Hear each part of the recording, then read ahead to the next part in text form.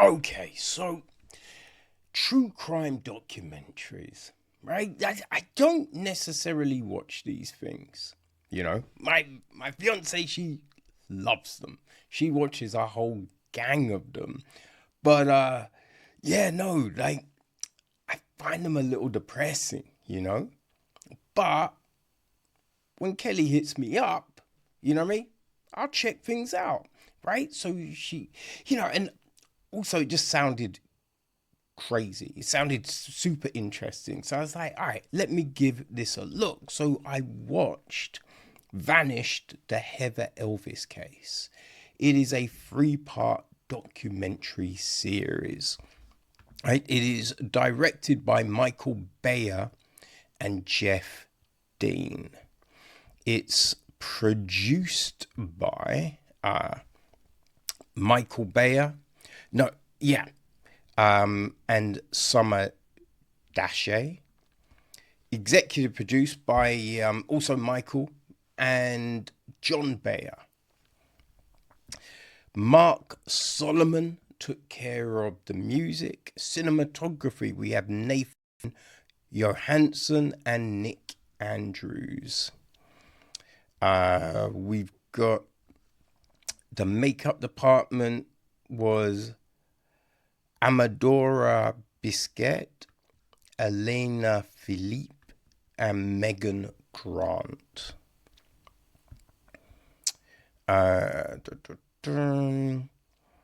Nicholas Busamonte edits the piece. Right, we've got graphic design from Loriano Dabariri, animation from Emilio Uche. And the cast. Because the nature of what this is, you have real life people and then there's reenactment. So the actors and all of that involved as well. Now, appearing as themselves, we do have a lot of people, right? So we've got Terry Ellis, Heather's father. We have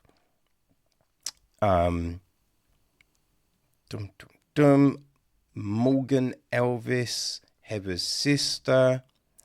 Debbie Elvis, Heather's mother. There's also Terry's friend, William Barrett. There is Summer Dashe, a journalist. We've got Peter Sesteri, a retired detective lieutenant from Horror County. There's Jonathan Martin, a former detective sergeant from Horror County. Elena Philippe. No, that's not herself. Who else do we have as themselves? Chris Helms, a Horror County prosecutor.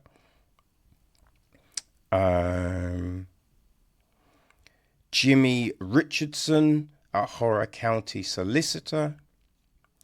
Nancy Livesay, Horror County prosecutor. Brianna Colza, that was one of Heather's closest friends. John Lord, a social media expert. And then we've got the reenactment people, right? So there is Avery Joy Davis is Heather.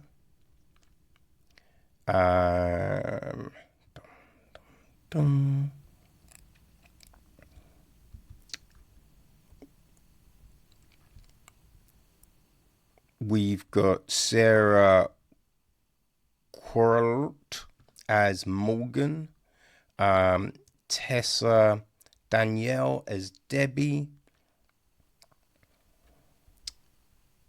There is Joshua Lauren as Terry. We've got Andrew Petek as Sidney Moore. There is Jenny Puran as Tammy Moore. Gabe Vacone as Tammy's father. Kelly Donahue as Ashley Cashon. That's Tammy's sister. There is Ken McBroom as Donald DeManio.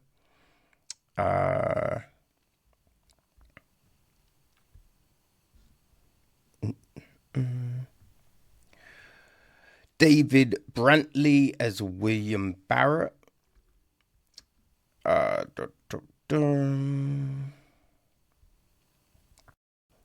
Abigail Bruce as Brianna Colza.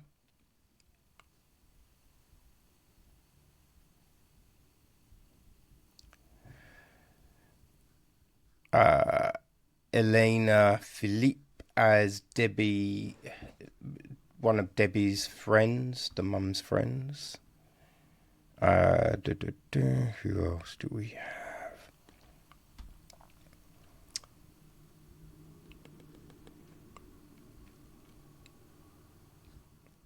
Dylan Bowers as Stephen Shreddy. That was someone that went on a date with Heather on the day she went missing.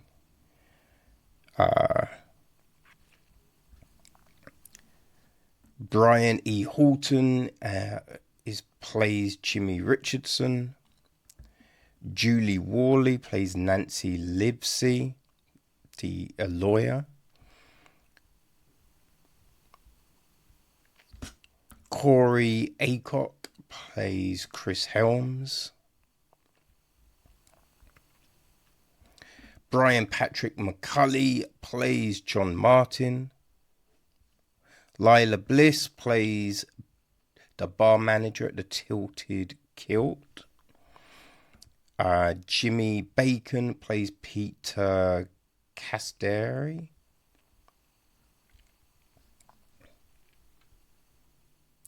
Angela Barber is Sidney Moore's mother. Yeah, I think that's a lot of the main people, right? So the gist of it all is Heather Ellis is a 20-year-old South Carolinian girl who went missing in December 2013. Throughout the search for Heather, the Elvis family faces relentless harassment and have to contend with numerous conspiracy theories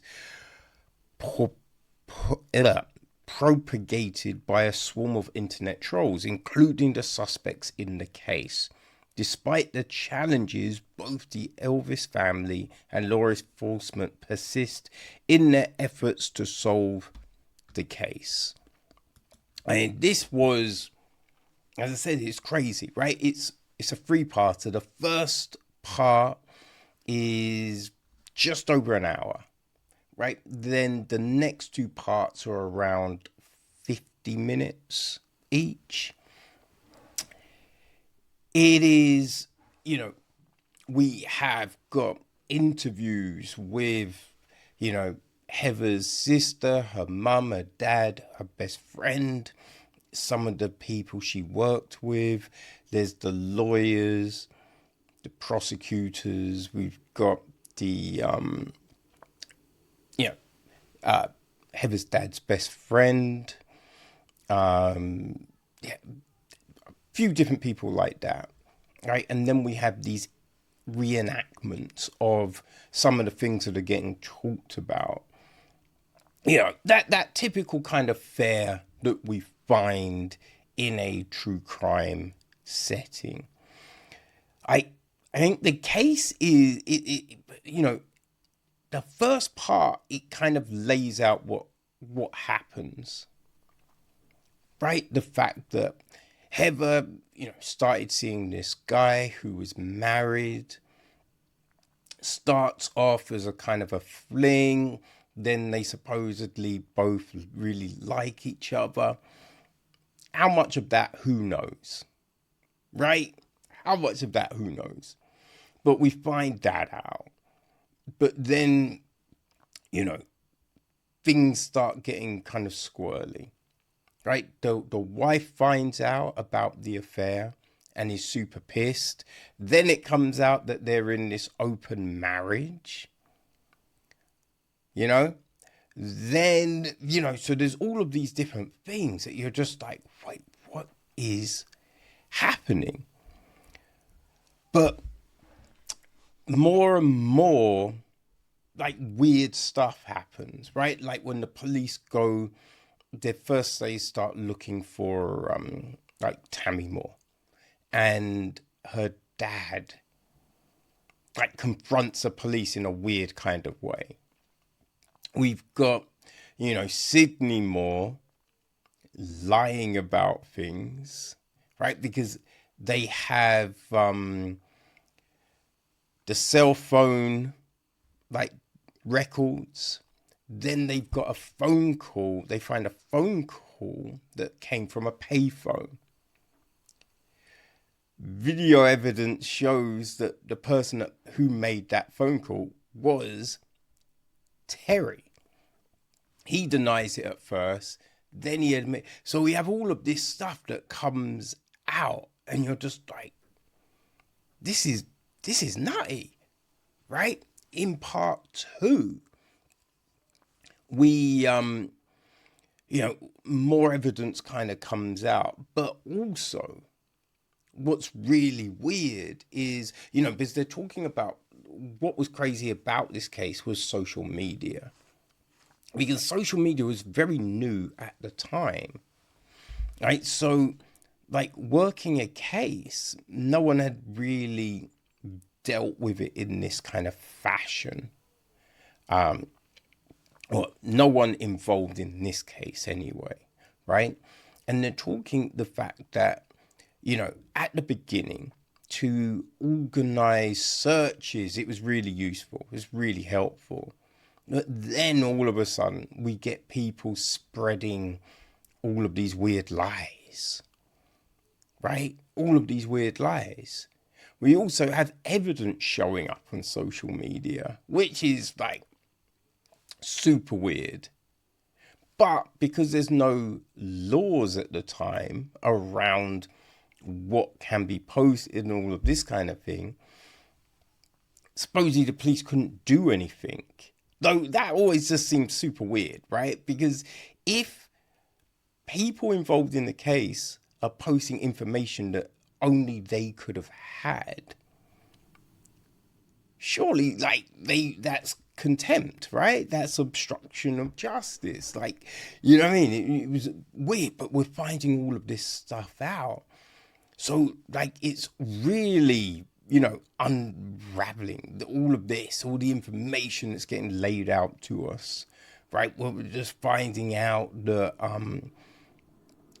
they've got camera footage of a truck going to this place where Heather was last, seen to be at from her cell phone.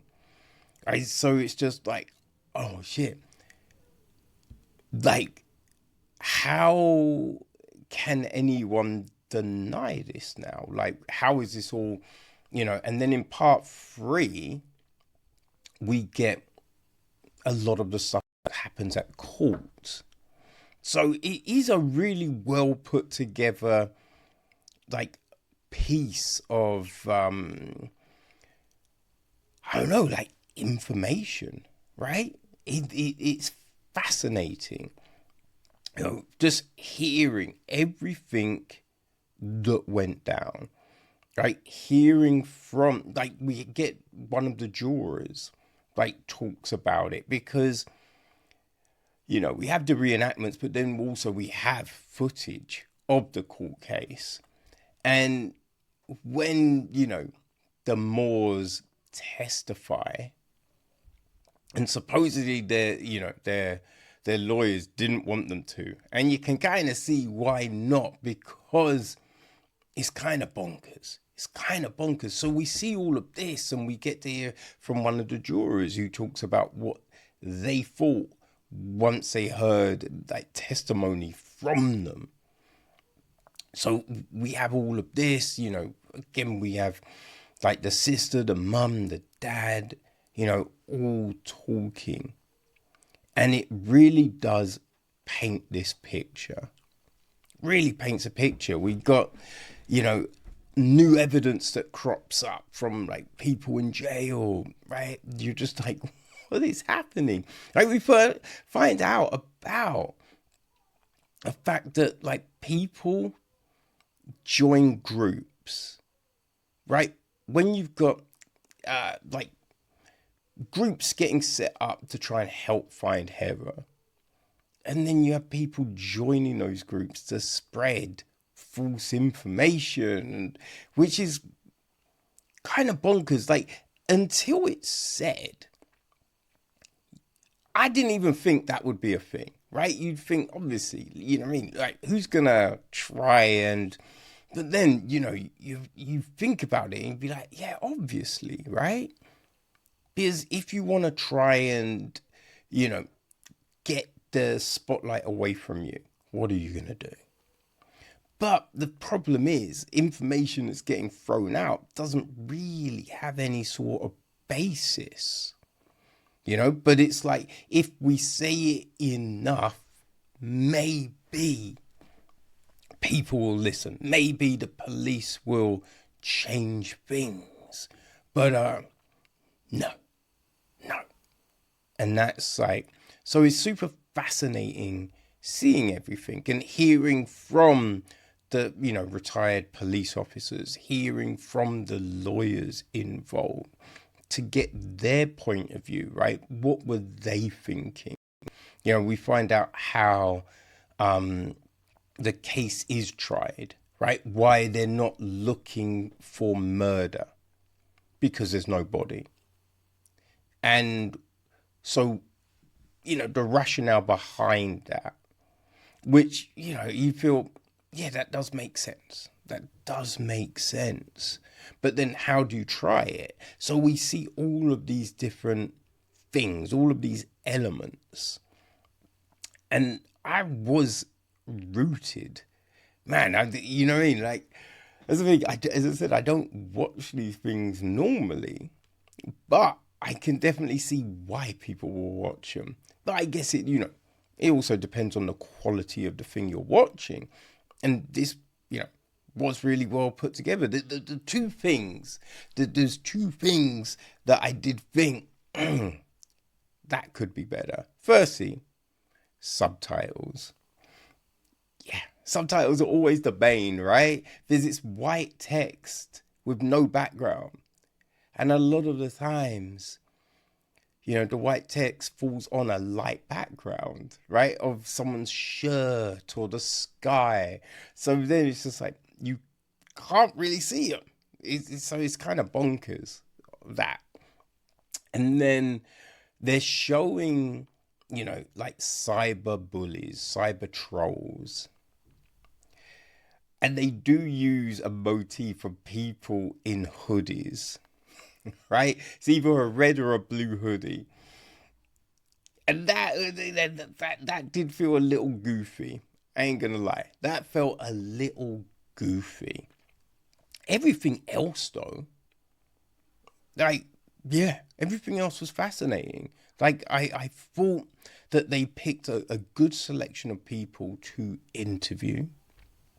The reenactments were fine, right? They weren't jarring. Sometimes with these things, the reenactments can be a little goofy, right? Like people being like, oh, you know what I mean? Like over the top acting. And it's just like, wait, what are we doing here? So that all makes it sense. It works. Plus, then when you put in actual footage, right? Actual footage from the searches, from video cameras, right? Capturing certain moments, which you're like, wait, what? You know what I mean? Like, they're doing that? Like, if there's that on camera, how do you deny this? How do you claim that that is something else? So all of these things are kind of sprinkled in.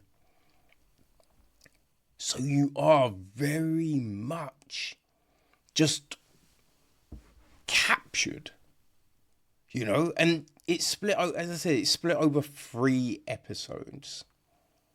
And sometimes you're just like, you get all the information in one, and then the next ones, you're just like, well, that's nothing really new. Like, you know, we kind of got it all. It's a bit like when you think about The Lion King. No, Tiger King. Right? Tiger King. Like, it was pretty much the first episode and the last episode. The rest of it is just like, I mean, we didn't really need any of this. But this one, yeah, no, because you're getting like this new evidence, right? You're getting these new insights. So it's just like, man, like that's really interesting. Like, what's happening now? Where do you go from here? You know, so all of that really, it really does work. You know, I was very much compelled. Michael and crew do a fantastic job, right? It was Michael Bayer and Jeff Dean who directed. And I'm assuming, you know, there's not a writer listed, but they probably, you know, put together the structure of, right? They worked out what they wanted to shoot and how they wanted to shoot it. So essentially they did write it too. But yeah, like super interesting. You know, it just reliving all of this, the Elvis family, like it's got to be super tough. So you have to give them mad props for, you know, putting it out there. You know, I'm imagining the hope is that people will see this and maybe it gets someone thinking, right? Someone's going to watch it and think, oh, hold on. I saw that thing, right? Like this happened. Oh, someone told me, you know what I mean? And it's going to stir a memory and they might find the body. Right? Because, yeah, I think when you look at everything that is said, it's hard to think that young Heather's alive, you know, which is it's super tough, right? It's super tough for the family because they don't, as I say, they don't have a body. They don't have any real closure. But, you know, hopefully, right, this could help. This could help. I just think any fan of true crime TV, they're definitely gonna want to check this out. Like, they definitely want to check this out because, as I said, I didn't know anything about this case. I don't watch true crime docs, but man, this one was intriguing as hell. This one was really well done. So yeah, Vanished, the Heather Elvis Case. It's going to be dropping on the 10th of March. You can get it on Apple, YouTube, or Amazon. Got links on the website. So people, go check it out. Right? Vanished, the Heather Elvis Case.